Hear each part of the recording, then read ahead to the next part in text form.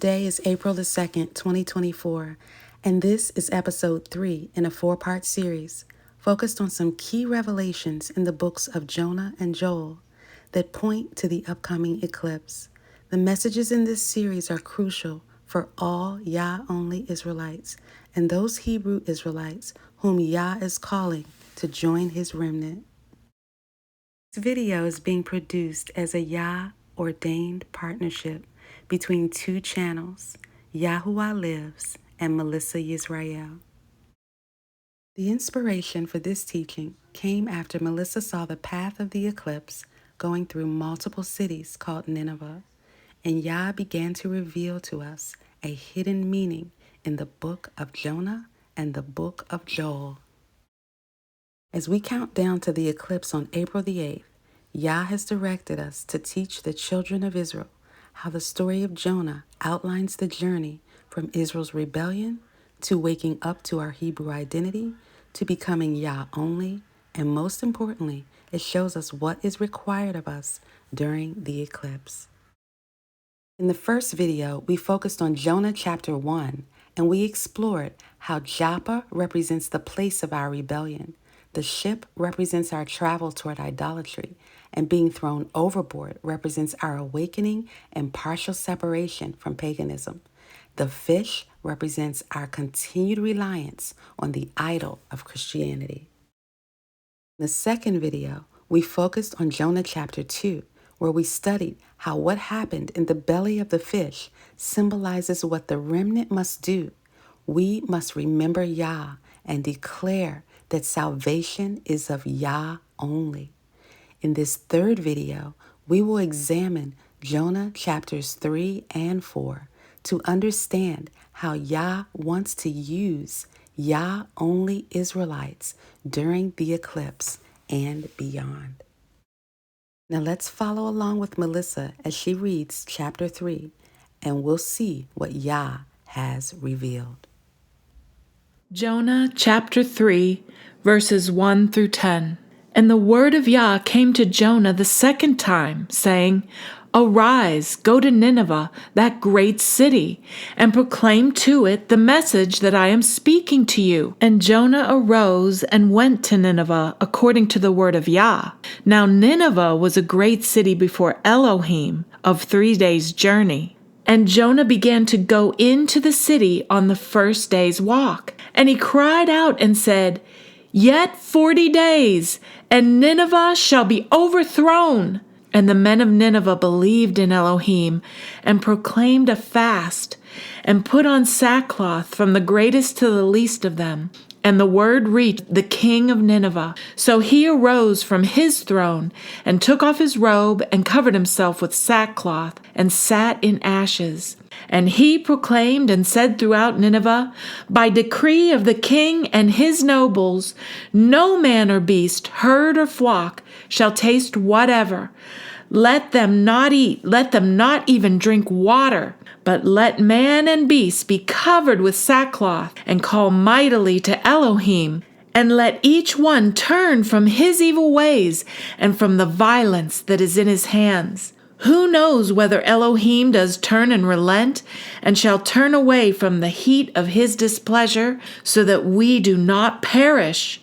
And Elohim saw their works, that they turned from their evil way, and Elohim relented from the evil which he had said he would do to them, and he did not do it. Now, to understand Jonah's role in this chapter, we must first understand his name. Jonah's name means dove. And in the story of Noah, he released a dove from the ark to see if the waters had receded from the earth. And the dove finds an olive branch. Well, in this story, Yah releases Jonah, whose name means a dove, to see if he can help to gather the remnant. Notice that in this chapter, it begins by saying that the word of Yah comes the second time.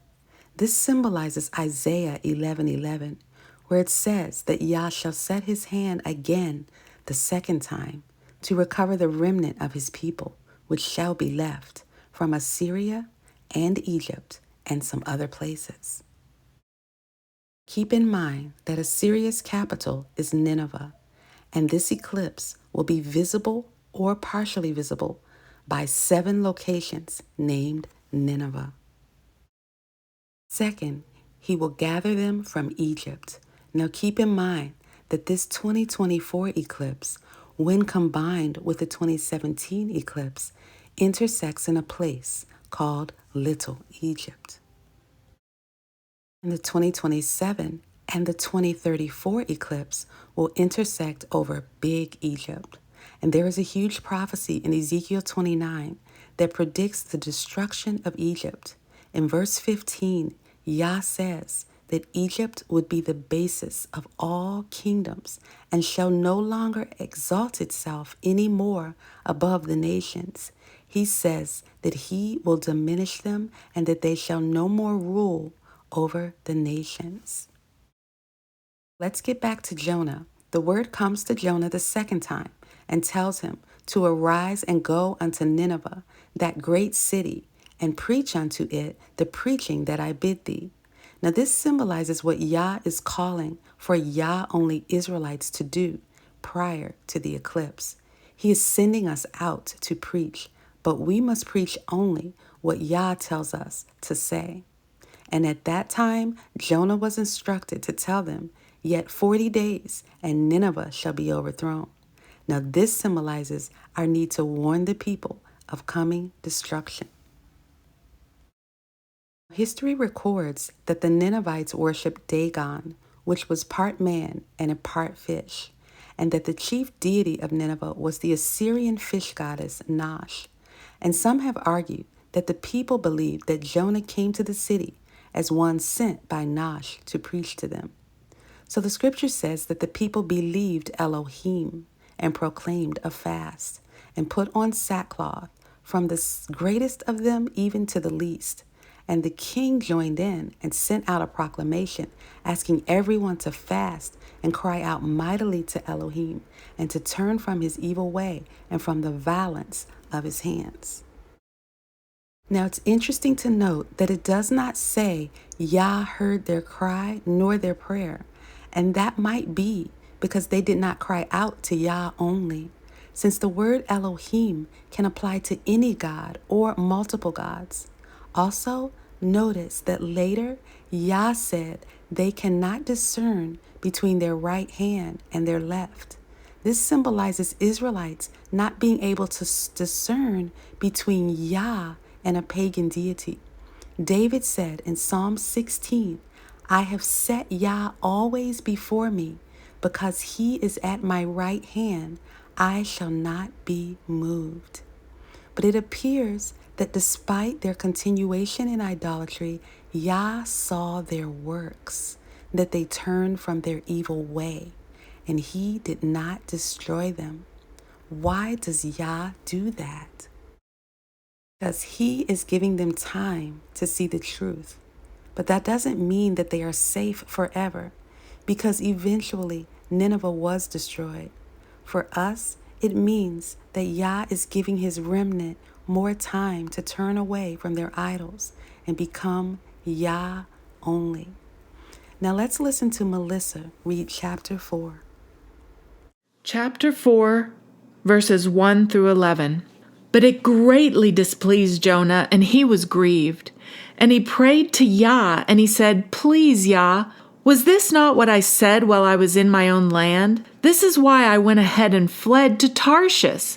For I know that you are an El showing favor and compassionate, patient, and of great love and commitment, and relenting from doing evil. And now, O Yah, please take my life from me, for it's better for me to die than to live.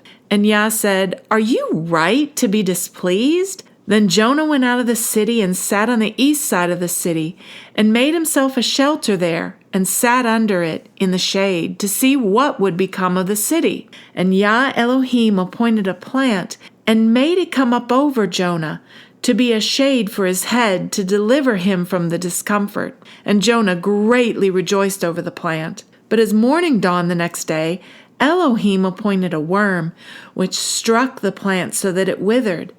And it came to be when the sun came up that Elohim appointed a scorching east wind, and the sun struck on Jonah's head so that he grew faint and asked for his life to die and said, "It's better for me to die than live." And Elohim said to Jonah, "Have you rightly become displeased over the plant?"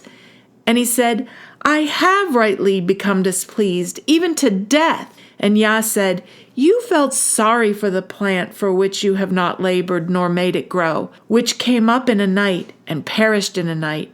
And should I not pardon Nineveh, that great city, in which there are more than 120,000 beings who have not known their right hand from their left, and much cattle?" So we see that Jonah is angry and doesn't even want to live. Yah causes a gourd to grow up over Jonah to teach him that if Jonah can pity a gourd that he did not labor over or make grow, that came up in a night and perished in a night, surely the mighty one of Israel can spare a city for the sake of 120,000 people who cannot discern between their right hand and their left. So what is the message for Yah-only Israelites? The message is, as you spread the message that Yah only is our salvation, remember Exodus 33:19, and understand that Yah will have mercy on whom he will have mercy, and will have compassion on whom he will have compassion. Next video, we will look at some specific actions that Yah is requiring us to take during the 2024 solar eclipse from the book of Joel. So stay tuned for part 4.